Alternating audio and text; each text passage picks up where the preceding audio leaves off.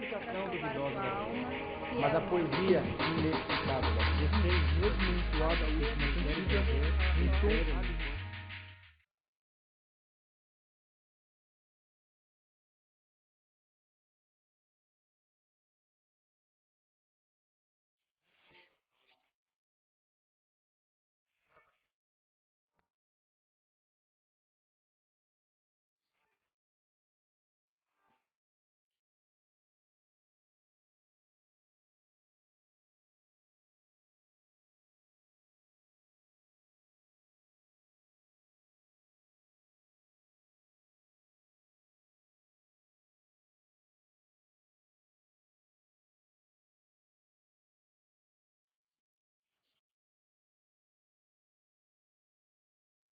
Oi pessoal, tudo bom? Hoje nós vamos estudar Modernismo em Portugal, Fernando Pessoa e seus heterônimos.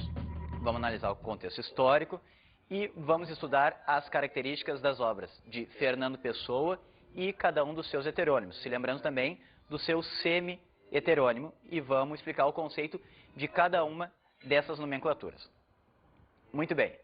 O que está acontecendo, principalmente em Portugal, na época em que Fernando Pessoa vai começar a produzir a sua obra? Primeiro nós temos como antecedente, em 1890, o ultimato inglês. O que era o ultimato inglês? Foi o ultimato que a Inglaterra deu a Portugal para que as tropas portuguesas saíssem de territórios da África para que a Inglaterra assumisse aquele lugar. O que acaba acontecendo? Uma comoção em Portugal, não querendo que aquilo acontecesse, mas os portugueses não tinham chance contra o poderio de armas dos ingleses. Logo eles vão abandonar aquelas terras e vai começar então em Portugal movimentos antimonárquicos. Então esses movimentos antimonárquicos começam a partir daquele momento do neocolonialismo, o momento em que diversos países vão centrar-se na colonização, na exploração material da África. Em 1908 nós vamos ter como ponto culminante desses movimentos antimonárquicos o assassinato do rei Dom Carlos e seu filho Luís Filipe. Em 1910, nós vamos ter a deposição de Dom Manuel, o rei que assume em 1908, com 18 anos. Com a deposição dele, teremos então em Portugal a proclamação da República. Já em 1926 acontece o golpe militar em Portugal, com Gomes da Costa assumindo o poder e formando a República Corporativa e Unitária de Portugal. Em 1932, nós teremos Antônio de Oliveira Salazar assumindo o poder e a presidência de Portugal. Instaura-se, então, o regime ditatorial nesse país. Começa-se, então, o Estado Novo. É um momento que Portugal vai ter austeridade, prosperidade econômica, com uma exploração sistemática das colônias na África, Símbolo ali do neocolonialismo. Mas à custa das supressões das liberdades individuais, ou seja, um regime extremamente opressor, e com o fechamento também de agremiações e instituições que contrariassem o regime de Salazar. Modernismo em Portugal.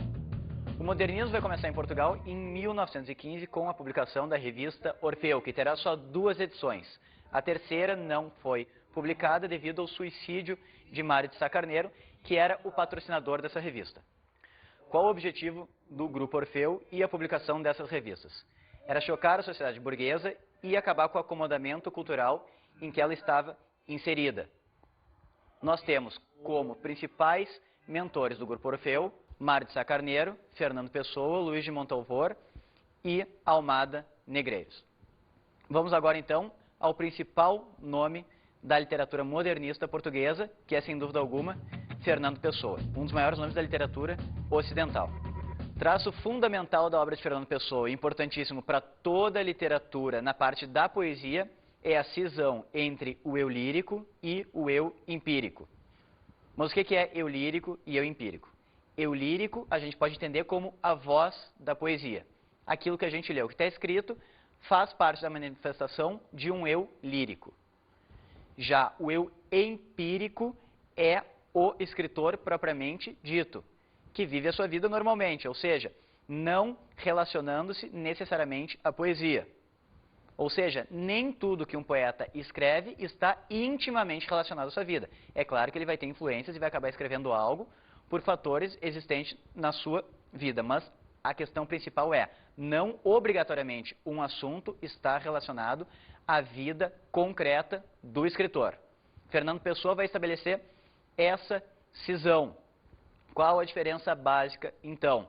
O eu lírico é aquilo que a gente lê na poesia, o eu empírico é o poeta, que se acorda de manhã, mal-humorado, com remela no olho, vai de pijama e com pantufa do Mickey, comprar o leitinho na padaria e depois, mal-humorado, vai passar o seu dia. Nesse dia de mau humor, ele pode escrever uma poesia eufórica, ou seja, o estado de espírito dele não necessariamente vai influenciar na escrita. Ou seja, a vida empírica não necessariamente influencia no eu lírico. Então, só para ficar mais concreto, essa ideia de eu lírico e eu empírico, vamos esclarecer bem. O nosso cameraman, o BA. O BA é um homem correto, pai de família, honesto.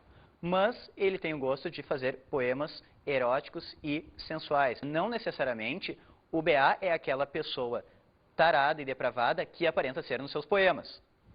Uma pessoa correta, ilibada, um exemplo de vivência, mas que o seu eu lírico escreve poemas eróticos e sensuais. Vamos então agora a Fernando Pessoa, ele mesmo, ou ortônimo. Ortônimo vem do grego orto, correto, nimo, nome, nome correto, ou seja, a poesia do eu lírico Fernando Pessoa. Característica fundamental da obra do ortônimo, ou seja, Fernando Pessoa ele mesmo, é a sensibilidade da razão. Fernando Pessoa fala, o que em mim sente está pensando, ou seja, há uma consciência daquilo que se sente, e no momento que se usa a razão para prestar-se atenção no que se sente, há uma amplificação dessa sensação. Há uma busca, então, dessa sensação através da razão. Então, sempre há esse relacionamento entre razão e sensação. Outra característica importantíssima na obra de Fernando Pessoa são as suas dialéticas. A primeira delas é a dialética consciência e inconsciência. Fernando Pessoa vai discutir a ideia de que, se tendo consciência da sua inconsciência, é-se capaz de amplificar as sensações, amplificar os sentidos, aproveitar o momento. Ele vai se utilizar disso num poema em que ele fala de uma ceifeira e da alegre inconsciência que ela tem do seu trabalho. O Fernando Pessoa deseja então ser aquela ceifeira e ter a consciência da inconsciência da ceifeira. Nesse momento, ele vai conseguir aproveitar o instante. Outra dialética também apresentada em Fernando Pessoa e que é bastante discutido no poema Autopsicografia é a dialética, sinceridade e fingimento. Para Fernando Pessoa, poesia é fingimento, não é mentira, é diferente. É fingimento, porque a gente tem aquela discussão em Fernando Pessoa, a cisão entre o eu lírico e o eu empírico. Temos então a questão da emoção estética sendo revelada aí, porque tu pode falar sobre tristeza num poema, não necessariamente o eu empírico está triste, mas o eu lírico vai apresentar essa tristeza. A pessoa que lê não vai ficar triste por causa do poema, mas vai se emocionar com aquela tristeza.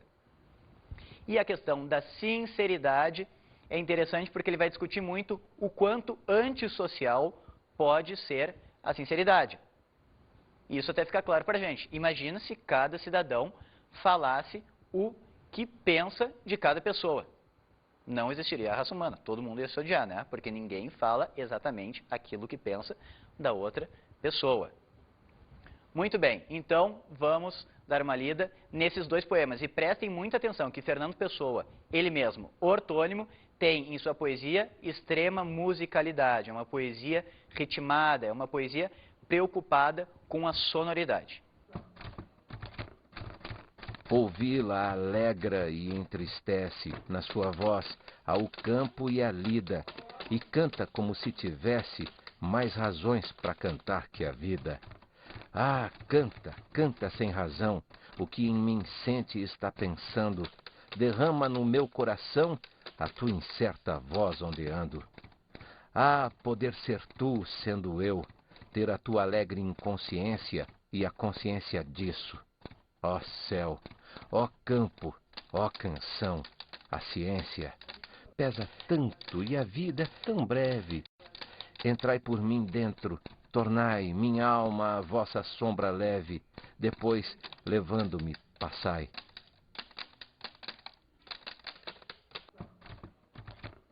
O poeta é um fingidor. Finge tão completamente que chega a fingir que é a dor que deveras sente. E os que leem o que escreve, na dor lida, sentem bem. São as duas que ele teve, mas só a que eles não têm. E assim, nas calhas de roda, gira, a entreter a razão, esse comboio de corda que se chama coração. Vamos agora, então, analisar a principal obra de Fernando Pessoa, chamada Mensagem. É um livro que foi publicado em 1934, a única obra publicada com Fernando Pessoa ainda vivo, né? Porque ele vem a falecer com problemas no fígado devido ao alcoolismo em 1935. Mensagem vai ser chamada como a nova epopeia portuguesa, mas não ao estilo dos Lusíadas, né? Porque uma epopeia tradicional é basicamente narrativa. A gente vai ter nessa obra poemas líricos que serão a reflexão do passado e do presente de Portugal, com uma visada ao mesmo tempo saudosista, os tempos de glória de Portugal, e melancólica em relação ao presente, a atual situação de decadência da sociedade portuguesa. Temos ali, então, revelada a formação da civilização portuguesa a partir dos grandes nomes da sociedade, como, por exemplo, Dom Sebastião, né? Temos, então, uma carga de sebastianismo também na obra de Fernando Pessoa, especificamente em Mensagem. Vamos dar uma lida, então, em Mar Português, de Fernando Pessoa. Ó mar salgado, quanto do teu sal são lágrimas de Portugal. Por te cruzarmos, quantas mães choraram, quantos filhos em vão rezaram, quantas noivas ficaram por casar, para que fosses nosso amar. Valeu a pena? Tudo vale a pena, se a alma não é pequena. Quem quer ir passar além do bojador, tem que passar além da dor. Deus ao mar o perigo e o abismo deu, mas nele é que espelhou o céu. Temos, então, em Mensagem, a interpretação da história de Portugal. Muito bem, agora vamos aos heterônimos de Fernando Pessoa. Vocês viram lá no início que temos Fernando Pessoa, ele mesmo chamado de ortônimo. Orto, correto, nimo, nome. Já heterônimos significam outros nomes, ou nomes diferentes. Hetero, diferente, nimo, nome. O que é um heterônimo? Um heterônimo é um personagem dramático sem contexto, representando a visão matriz de uma realidade. Muito bem. Então nós temos, por exemplo, na peça Hamlet de Shakespeare, o Hamlet que está inserido num contexto, né? Está na Dinamarca e tem que vingar a morte de seu pai. Muito bem, tem uma história feita para acontecer algo na vida de Hamlet. Agora, heterônimos não têm esse contexto criado, mas são personagens dramáticos. Quais as características fundamentais para termos um heterônimo? E se alguma dessas características não existe, já não se configura um heterônimo. Vamos a elas. A primeira é nome próprio. Segunda, biografia própria. Obra própria com estilo próprio. Se tenho um heterônimo sem algumas características dessas que eu dei, não posso chamar de heterônimo. No máximo, semi-heterônimo, mas depois eu vou discutir esse conceito com vocês. Muito bem. Quais são os principais heterônimos de Fernando Pessoa? São Alberto Caeiro, Ricardo Reis e Álvaro de Campos. Só que não se resumem a esses três os heterônimos de Fernando Pessoa. Nós temos, na verdade, dezenas de heterônimos que Fernando Pessoa criou. Esses são os mais relevantes e são os completos. Fernando Pessoa chegou até mesmo a fazer o mapa astrológico desses heterônimos. Vamos analisar agora cada um deles. O primeiro é Alberto Caeiro, considerado o mestre de todos. E se é considerado o mestre de todos, a gente consegue chegar à conclusão que eles estabelecem alguma relação. Logo, a gente pode ver na obra de Fernando Pessoa a troca de cartas entre heterônimos. Parece uma loucura isso, né? Mas o Fernando Pessoa cria esses personagens dramáticos e estabelece contato entre eles. Então, por exemplo, o Alberto Caeiro vai trocar correspondência com o próprio Fernando Pessoa. O Fernando Pessoa vai dialogar com Ricardo Reis com Álvaro de Campos com Alberto Caeiro e assim por diante. Ou seja, eles vão estabelecer uma relação, sendo o Alberto Caeiro o mestre de todos. Muito bem, quais são as características fundamentais da obra de Alberto Caeiro?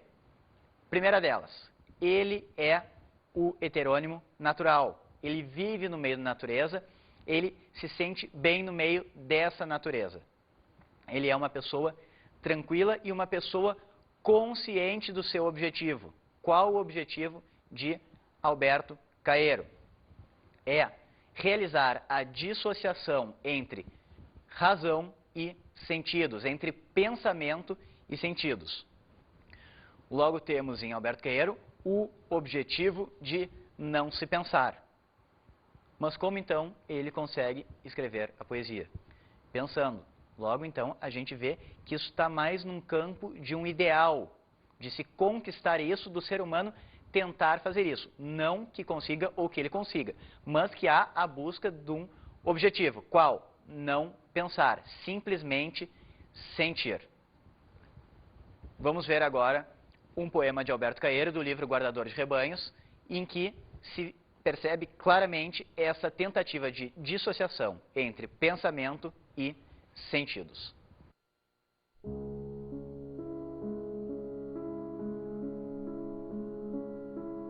O que nós vemos das coisas são as coisas. Por que veríamos nós uma coisa se houvesse outra? Por que é que ver e ouvir seria iludirmos-nos, se ver e ouvir são ver e ouvir? O essencial é saber ver sem estar a pensar, saber ver quando se vê, nem ver quando se pensa. Mas isso, triste de nós que trazemos a alma vestida, isso exige um estudo profundo, uma aprendizagem de desaprender e uma sequestração na liberdade daquele convento de que os poetas dizem que as estrelas são as freiras eternas e as flores, as penitentes convictas de um só dia.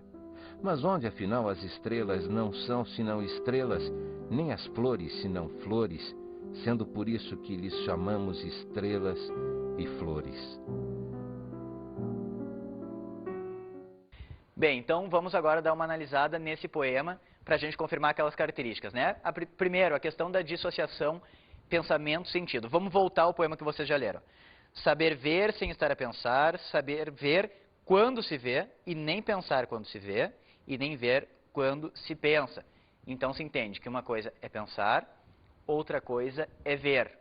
Não há sentido, então, em nós vermos alguma coisa e pensarmos algo sobre ela. Ou seja, o ser humano sempre tem a tentativa de interpretar aquilo que vê. Na verdade, o que o Alberto Caeiro busca? Essa tentativa de retirar a necessidade de se explicar o que é algo e de se pensar algo sobre aquilo que transcenda o objeto.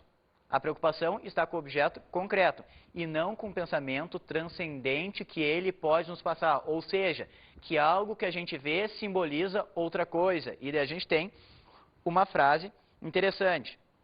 Uma aprendizagem de desaprender e uma sequestração na liberdade daquele convento, de que os poetas dizem que as estrelas são as freiras eternas e as flores as penitentes convictas de um só dia.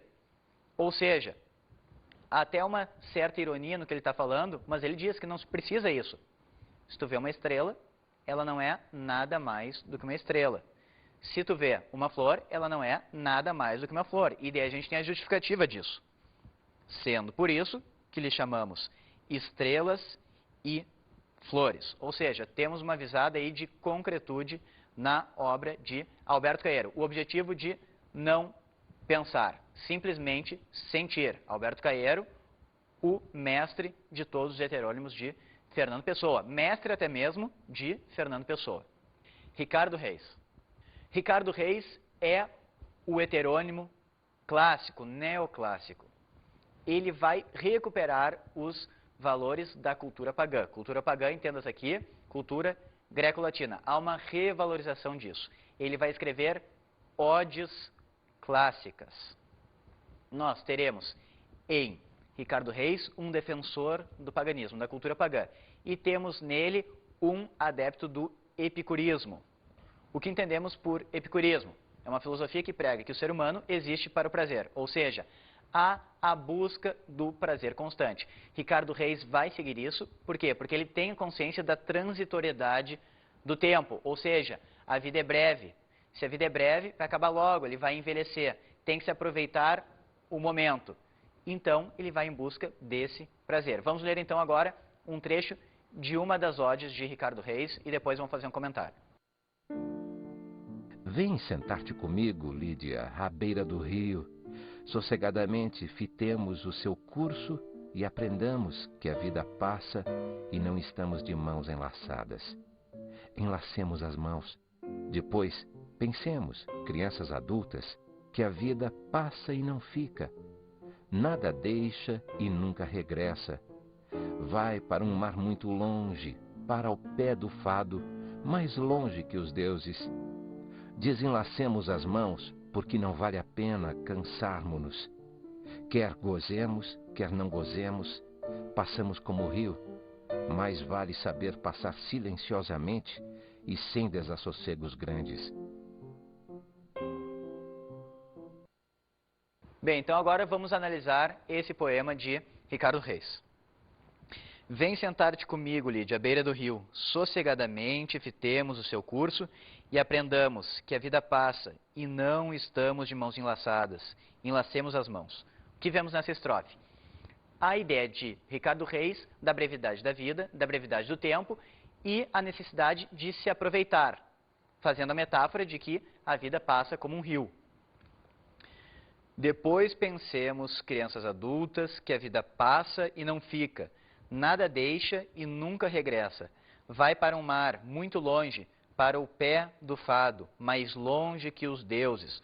Ou seja, aqui a gente tem uma ideia de objetividade no sentido de que, quando se morre, não existe mais nada. Então, não há sentido em não se aproveitar a vida, tendo-se uma preocupação com uma vida após a morte. Logo, aqui a gente tem a valorização da cultura pagã. Né?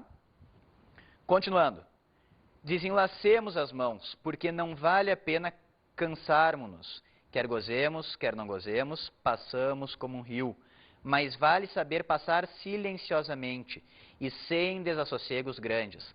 A questão do desassossego se dá a partir deles enlaçarem as mãos. Por quê? Porque pode ali começar um relacionamento. E um relacionamento, muitas vezes, pressupõe o sofrimento quando ele tem um fim. Então, para se manter o prazer, porque ele segue o epicurismo, é melhor se desenlaçar as mãos para se evitar problemas. Continuando. Sem amores, nem ódios, nem paixões que levantam a voz, nem invejas que dão movimento demais aos olhos, nem cuidados, porque se os tivesse, o rio sempre correria e sempre iria ter ao mar. A ideia de que, enlaçando as mãos, os problemas poderiam acontecer e a vida iria passando com esses sofrimentos.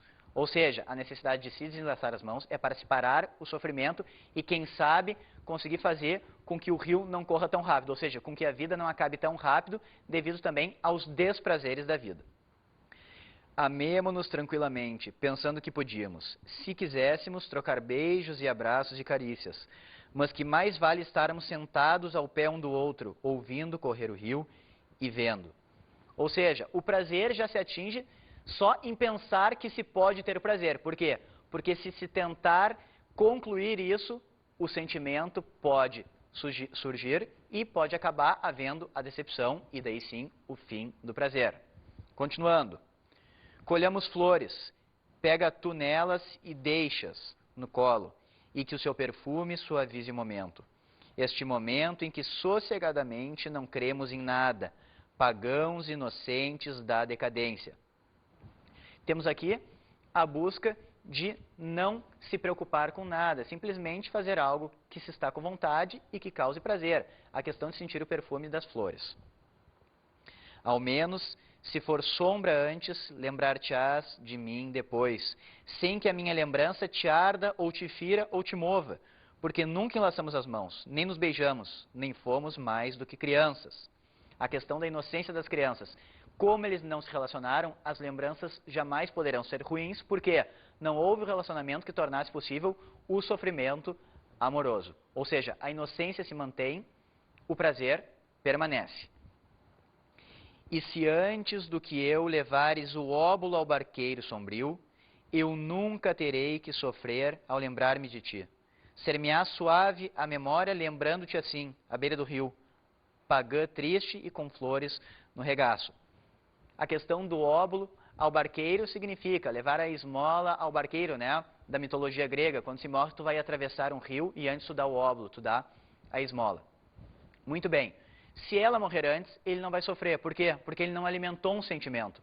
Se ele não alimentou esse sentimento, o sofrimento não existe e o prazer se mantém. Ele simplesmente se lembrará dessa mulher como uma pagã triste sentada com flores perfumadas no seu colo. Ou seja, não há o sofrimento. Não havendo sofrimento, há o prazer. Álvaro de Campos. Álvaro de Campos é o poeta moderno dos heterônimos. Ele é rebelde, ele é agressivo, ele é angustiado e, ao mesmo tempo, ele é nihilista. Ele nega tudo. Na verdade, o que Álvaro de Campos vai pregar é a libertação total num mundo de ideias feitas. E a sua rebeldia está aí, nesse mundo de ideias feitas, e a tentativa dele acabar com isso. Por isso que ele não vai querer ninguém perto dele, ele vai ser uma pessoa isolada, ele vai sempre estar negando toda e qualquer ideia, toda e qualquer teoria. Vamos então ler um trecho do poema e depois vamos fazer o comentário. Não, não quero nada. Já disse que não quero nada. Não me venham com conclusões. A única conclusão é morrer. Não me tragam estéticas. Não me falem em moral. Tirem-me daqui a metafísica. Não me apregoem sistemas completos. Não me enfileirem conquistas das ciências. Das ciências, Deus meu, das ciências. Das ciências, das artes, da civilização moderna. Que mal fiz eu aos deuses todos? Se tem a verdade, guardem-na. Sou um técnico, mas tenho técnica só dentro da técnica. Fora disso, sou doido, com todo o direito a sê-lo. Com todo o direito a sê-lo, ouviram? Não me massem, por amor de Deus. Queriam-me casado, fútil, cotidiano e tributável? Queriam-me o contrário disto, o contrário de qualquer coisa? Se eu fosse outra pessoa, fazia-lhes a todos à vontade. Então vamos fazer agora a interpretação do poema. Não, não quero nada. Já disse que não quero nada. Não me venham com conclusões. A única conclusão é morrer. Começa-se aqui então a característica nihilista de Álvaro de Campos. Ele nega tudo. A conclusão que se tem é o fim. O fim é a morte. Continuando então. Não me tragam estéticas, não me falem em moral, tirem-me daqui a metafísica, não me apregoem sistemas completos, não me enfileire conquistas. Das ciências, Deus meu, das ciências, das artes, da civilização moderna. Muito bem, continuando a questão de rebeldia e niilismo. Ele nega a estética, ele nega a moral, ele nega a metafísica, ele nega as ciências, as artes e a civilização moderna, ou seja, ideias feitas ele não quer. Que mal fiz eu aos deuses todos? Se tem a verdade, guardem-na. Ou seja, ele não quer saber de ideias feitas. Guardem para si essas verdades. Sou um técnico, mas tenho técnica só dentro da técnica. Fora disso, sou doido. Com todo o direito a sê-lo. Com todo o direito a sê-lo, ouviram? Não me massem, por amor de Deus. Queriam me casado, fútil, cotidiano e tributável? Queriam-me o contrário disto, o contrário de qualquer coisa? Se eu fosse outra pessoa, fazia-lhes a todos à vontade. Ou seja, ele vai enumerando coisas da vida comum, do cotidiano. De novo, a referência a ideias feitas e a tentativa de libertação. E ele até diz que se fosse outra pessoa, faria isso. Mas como ele não é, como ele é rebelde, como ele é agressivo, ele não quer essa vida comum, cotidiana, enfadonha, monótona. Assim como sou, tenho paciência, vão para o diabo sem mim, ou deixe-me ir sozinho para o diabo, para que havemos de ir juntos. Ou seja, até num aspecto negativo, ele quer a solidão, ir para o diabo, né? Não me peguem no braço, não gosto que me peguem no braço, quero ser sozinho, já disse que sou sozinho. Ah, que maçada quererem que eu seja de companhia. Ou seja, de companhia como todos os outros, igual aos outros. Ele quer ser sozinho. Ele quer, de alguma forma, se manter isolado, se manter uma ilha, porque ele não vê sentido nessas ideias feitas e nas pessoas sendo a representação dessas ideias feitas. Ó céu azul, o mesmo da minha infância, eterna verdade vazia e perfeita, sem sentido e perfeita. Por quê? Porque na infância tu não precisa de explicação para estar satisfeito com algo que te dizem.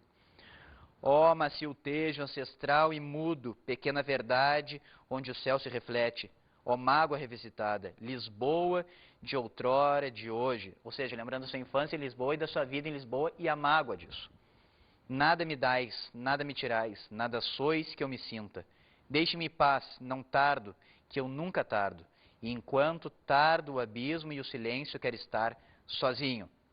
A questão do niilismo. Ele nega tudo, até a companhia humana. Qual o conceito de semi-heterônimo? Semi-heterônimo vai ter todas as características de um heterônimo, menos uma. Então vamos relembrar quais são as características dos heterônimos.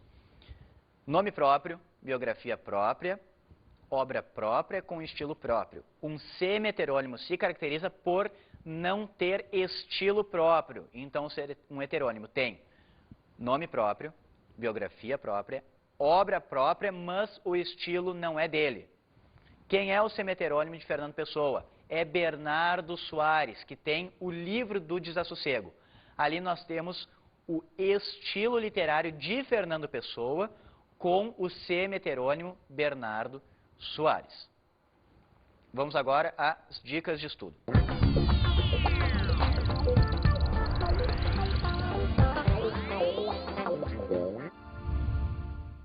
Bem, pessoal, a minha dica de hoje é a leitura de uma antologia poética de Fernando Pessoa. Procure então em sebo, né, loja de livros usados, ou até mesmo uma loja de livros novos que não é muito caro, é mais acessível, uma antologia poética, e deem uma boa lida. Ali vocês vão ter noção do conjunto da obra de Fernando Pessoa, que é imensa, né? E a questão também de conhecer os principais poemas do livro A Mensagem, os principais poemas de Fernando Pessoa ortônimo, Álvaro de Campos, Alberto Caeiro, Ricardo Reis, que são os heterônimos, né? Se quiserem se aprofundar um pouco mais na leitura de Fernando Pessoa, daí vão atrás de O Livro do Desassossego, de Bernardo Soares, que é o semi-heterônimo, que é um livro muito bom. Bom, por hoje é só. Bons estudos a vocês e até a próxima.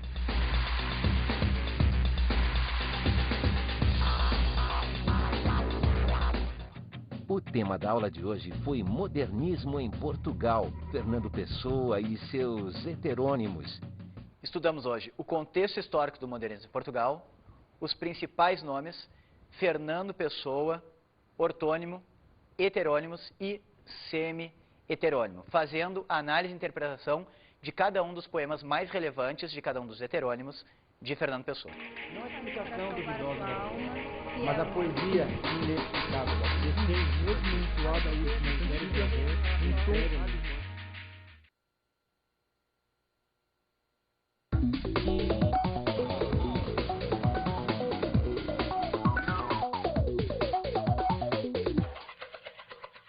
Bem, o meu conselho de hoje é a análise um pouco mais aprofundada dos poemas dos heterônimos de Fernando Pessoa.